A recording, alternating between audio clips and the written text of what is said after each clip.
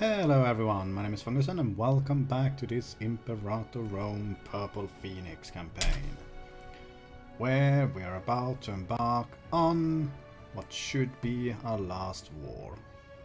Unless these things are so ridiculously expensive, but shouldn't be, we'll just go for it.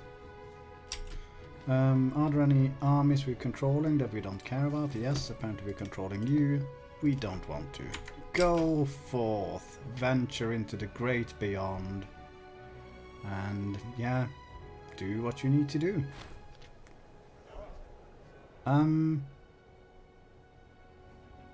Right. You need... Well, okay, I know what you can do.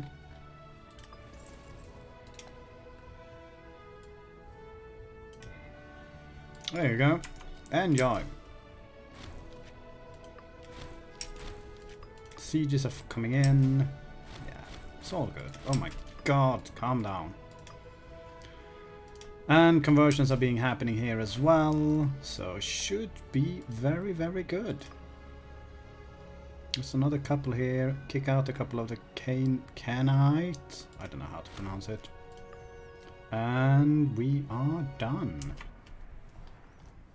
It is looking quite pretty, I must say. Glorious purple color here. Which is apparently being...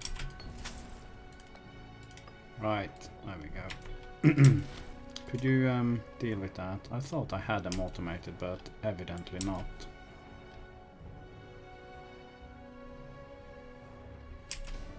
Alright. Never mind.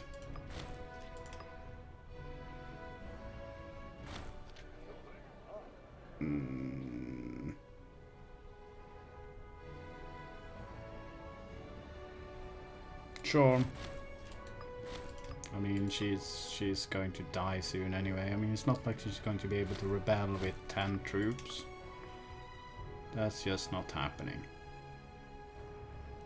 Okay, we should already have enough war score. Oh, nice. Let's grab some money. We do need to siege down this though, but after that we can probably just finish this war. There we go. Nice. More money for us. How are you doing, Carthage? All good? Oh my god. Ah, there we go. Colonization is ours. Excellent. So, if this is going to be a super quick episode then. So, what we want is that. We do want that. And, yeah. Alright. I should have just continued the last one. I didn't think it would be this quick. Well.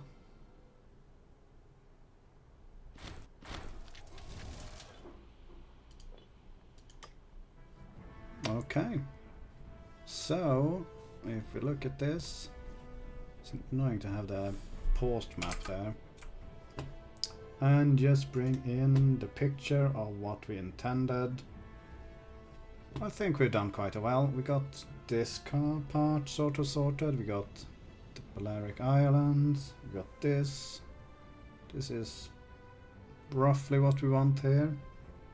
It does, yeah. Obviously got the entire coast there. I'm not sure what's going on around here on the map. What is that? So we can make that. Are there lakes there? I don't know. Yeah, Rome is sorted. We got this. We got some stuff up here as well. I don't know. It's a bit curvature, etc. of the map. And I know there's supposed to be what you call it, subjects over here and subject over here. I mean, we could release this one as a subject. Obviously, we can't put anyone here, so that's not going to work. But yeah. I think that's a pretty good one. So, regarding the new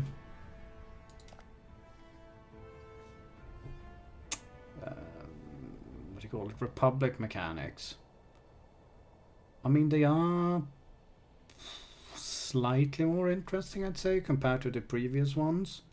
Obviously, the Democrats are just annoying because they are just whiny regardless of what you do. Much easier to keep the other two happy.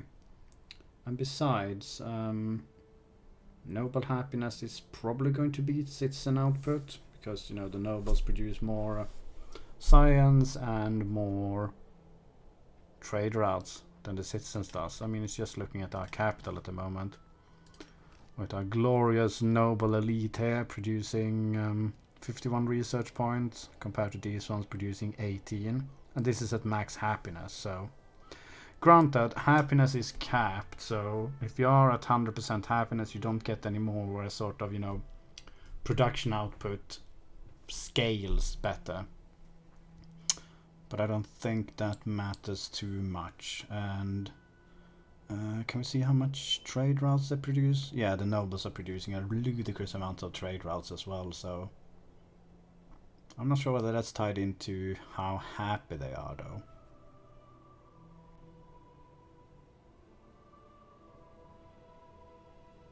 Not sure.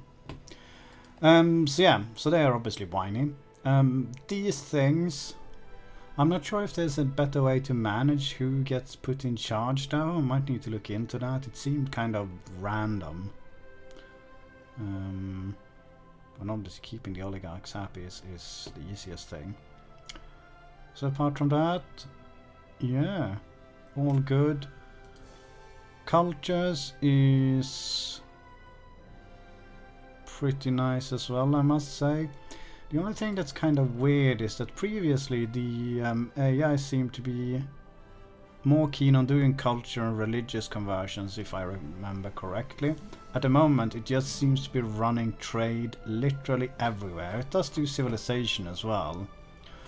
But I do think that that's something which, I don't know, need to change, because if you're going to grow large and you want to do some culture conversion, I mean, if you want to do culture conversion and it does provide a benefit if it's in the game, you would have thought, but I'm not sure whether it's really worth doing it, in which case should it even be an option unless you want to do some role-playing reason.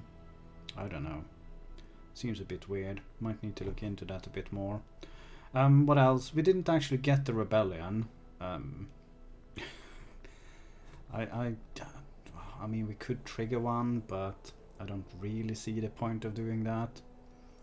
The thing that is a bit of an issue here, obviously, is stability, but based on aggressive expansion. But the way that you can just pump up your tyranny, usually, means that you can drop aggressive expansion very, very quickly. Now, granted, we weren't completely or constantly at war. I mean, it's not like we were trying to do a world conquest. So, but aggressive expansion was not much of a problem for most of it. I mean, if we had been, you know, going more just grow as large as possible, then obviously we would have gone to war with a lot more nations rather than wait for, you know, peace deals with Rome, wait for peace deals with Egypt, wait for peace deals with Carthage, etc., etc. So it might be more of a problem in that sense. But I mean, this is reasonable size for the year 664, I think, considering that we started with, what? Is it 3 provinces you start with? Or is it 5? Can't remember. Anyway, not starting very good, strong at least, especially considering you have Thrace here being a bit of a pain, and obviously the, well, what ended up as the Asian kingdom. Do they even exist anymore? No, oh no, they were our subject. I remember. I know what we've been doing. So yeah, but it is quite enjoyable. I mean, still, it's probably still better to, you know, play monarchies, to be honest. I mean, you do get these buffs when they're in charge, but especially the traditionalists, if they're going to just constantly freaking steal your... You want to sack a shrine now? Okay. Huh.